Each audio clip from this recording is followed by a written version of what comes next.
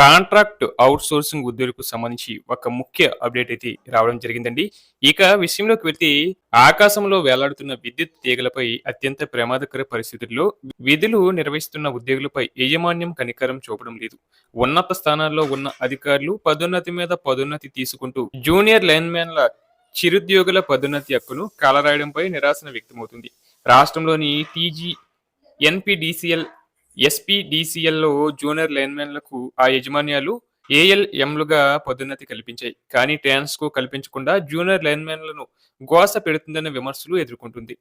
ఇక TG ట్రాన్స్‌కోలో JLM పోస్టులు 1119 ఉన్నాయి. ఇందులో 892 పోస్టులు భర్తీ అయ్యాయి. అసిస్టెంట్ లైన్‌మెన్ పోస్టులు 378 ఉండగా ఇక్కడ 6 మాత్రమే ఉన్నారు.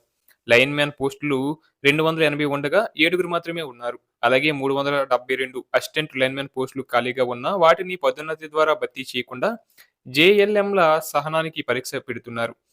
24 గంటలు శ్రమిస్తూ వ్యవస్థను నిలబెడుతున్న తమపై ఎంత వివక్ష యాజమాన్యానికి తగదని మొత్తుకుంటున్నారు. అలాగే జూనియర్ లైన్‌మెన్ పోస్టులు నియమించే క్రమంలో అప్పటికే కాంట్రాక్ట్ ఔట్‌సోర్సింగ్ ఆర్టిజన్‌లుగా పనిచేస్తూ ఈ ఉద్యోగంలోకి వచ్చిన వారు చాలా మంది ఉన్నారు. రిక్రూట్‌మెంట్ సమయంలో ఔట్‌సోర్సింగ్ కాంట్రాక్ట్ ఆర్టిజన్ ఉద్యోగులకు ఇన్ సర్వీస్ వెయిటేజీ ఇవ్వడంతో చాలా మంది జేఎల్ఎంలుగా ఎంపికయ్యారు. వీరు అప్పటికే 10-15 సంవత్సరాల సర్వీస్ చేసిన ఉన్నవారు. చాలా మంది 50 ఏళ్ల వయస్సుకు వచ్చారు. వయస్సు మీరుతున్న వీరంతా తమకు ఒక పదోన్నతి వచ్చినా చాలు అనే ఆశతో ఉన్నారు. కానీ వీరి ఆశలను ట్రాన్స్‌కో యాజమాన్యం నీరుగారుస్తుంది. ఇంజినీర్లు, అకౌంట్స్, హెచ్ఆర్‌డి విభాగంలో అన్ని స్థాయి ఉద్యోగులకు పదోన్నతి కల్పించిన యాజమాన్యం తమకు ఎందుకు కల్పించడం లేదని జూనియర్ లైన్‌మెన్‌లు ప్రశ్నిస్తున్నారు.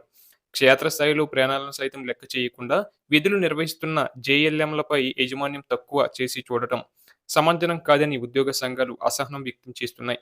ఇప్పటికైనా జేఎల్ఎంలకు పదోన్నతి కల్పించాలని డిమాండ్ చేస్తున్నాయి.